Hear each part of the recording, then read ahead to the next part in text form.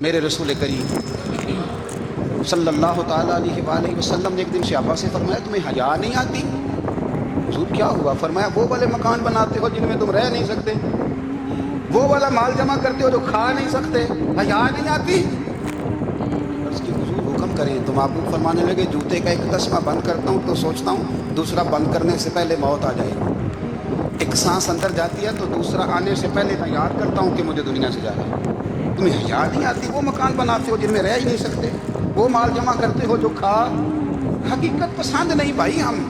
من ترک صلاۃ متعمدا فقد کفر، میرے رسول نے حقیقت بیان کی، فرمایا جس نے ایک نماز بھی جان بوجھ کے چھوڑی اس نے رب کے رب ہونے کا انکار کیا، اس نے کفران نعمت کیا۔ یہ حقیقت ہے، کوئی کلیریفیکیشن نہیں، کوئی وضاحت نہیں۔ جو نماز نہیں پڑھتا جھوٹ بولتا ہے، غلط بیانی کرتا ہے۔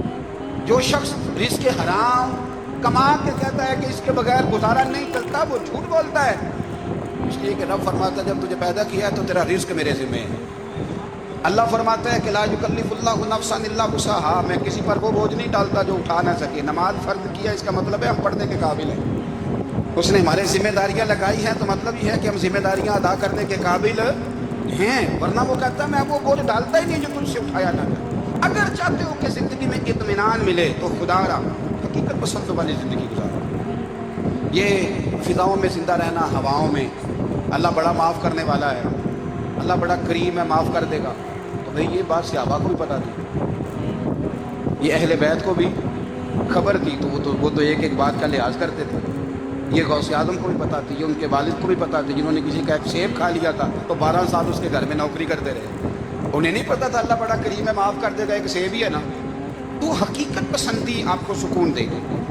اگر آپ چاہتے ہیں زندگی میں مطمئن رہیں تو دنیا داروں سے امیدیں توڑ دیں، اللہ اور اس کے رسول سے امید وابستہ کریں، اولیاء اللہ سے امیدیں وابستہ کریں، صحابہ اور اہل بیت سے امیدیں، اللہ اور اللہ والوں سے امیدیں، دنیا داروں سے امیدیں۔ ہماری ساری توقعات دنیا داروں سے وابستہ ہو گئی ہیں، ناراض نہ ہونا۔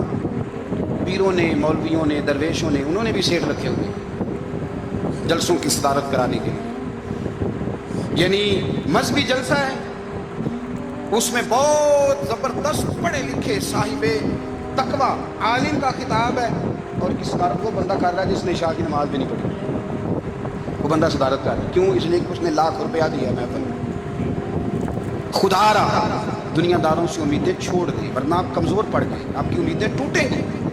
کتنا کمزور ہے وہ شخص جو 2-4 ہزار کے لیے کسی بندے کی چاپلوسی کرتا ہے، اس کے پیچھے بھاگتا ہے، خوش آمدیں کرتا ہے، تھوڑے سے نوٹوں کے لیے، دکھ سکھ میں کام آئے گا اس کام کے لیے۔ رسول کریم علیہ السلام نے مومن کی قبر کا حال بھی بتایا۔ سنن ترمذی میں، صحیح ابن حبان میں حضرت ابو ہریرہ رضی اللہ تعالیٰ عنہ بیان کرتے ہیں کہ حضور صلی اللہ علیہ وسلم نے فرمایا جب میت کو قبر میں رکھا جاتا ہے تو اس کے پاس سیاہ رنگ والے اور نیلی آنکھوں والے 2 فرشتے آتے ہیں اور اس کو اٹھا کے بٹھاتے ہیں۔ باقی حدیثوں میں 3 ہی سوال ہیں، لیکن اس حدیث میں حضور نے فرمایا انہوں نے بس میرے بارے میں پوچھنا ہے، اٹھا کے بس میرے بارے میں صرف یہ پوچھنا ہے، بتا مدینے والے محبوب کے بارے میں دنیا میں کیا کہا کرتا۔ تو اعلیٰ حضرت بریلوی تو کہتے ہیں میں نے تو کہہ دینا ہے سرور کہوں کہ مالک و مولا کہوں تجھے، باغ خلیل کا گل زیبا کہوں تجھے، تیرے تو وصف عید تناہی سے ہیں بری، حیران ہوں میرے شاہ میں کیا کیا کہوں تجھے، لیکن رضا نے ختم سخن اس پہ کر دیا، خالق کا بندہ خلق کا آقا کہوں تجھے۔ نبی پاک علیہ السلام فرماتے ہیں میرے بارے میں پوچھیں گے، میرے بارے میں۔ ویسے بھی ایک سوال لازمی ہوتا ہے نا، یہ والا سوال لازمی ہے، من ربو کا پوچھ کے نا تو جنت جہنم کا فیصلہ نہیں، ماں دینوں کا پوچھ کے جنت جہنم کا فیصلہ۔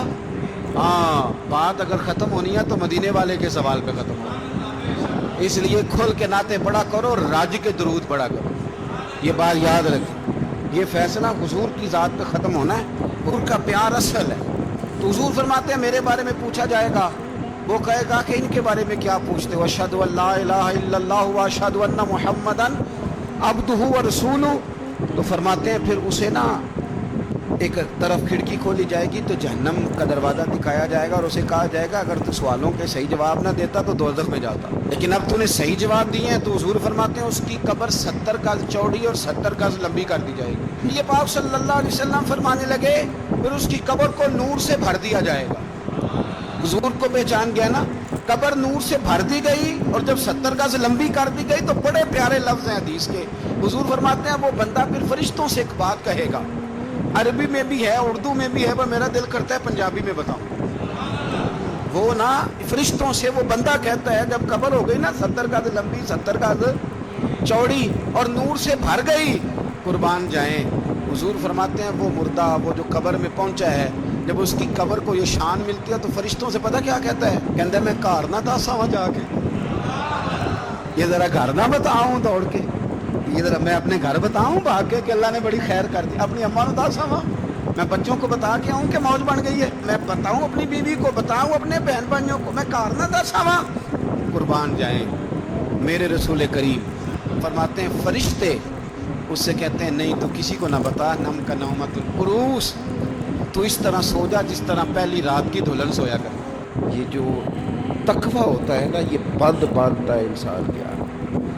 बंदा इतना बड़ा परहेजगार होता है कि छोटी छोटी चीज़ों का भी ख्याल करता है। सादी शराजी रहमतुल्लाह अलैह फरमाते हैं कि सैलाब अचानक नहीं आते, अहले दरिया के बंद में छोटा सा सुराख होता है, अगर उसे बंद कर लिया जाए तो फिर वो खुला नहीं होता, लेकिन अगर वो बंद ना किया जाए दरिया के बंद में जो शिगाफ पड़ा तो फिर बड़ा हो जाता है, फिर बड़ा हो जाता है, फिर एक टाइम आता है कि वो सारा तोड़ देता है शिगाफ।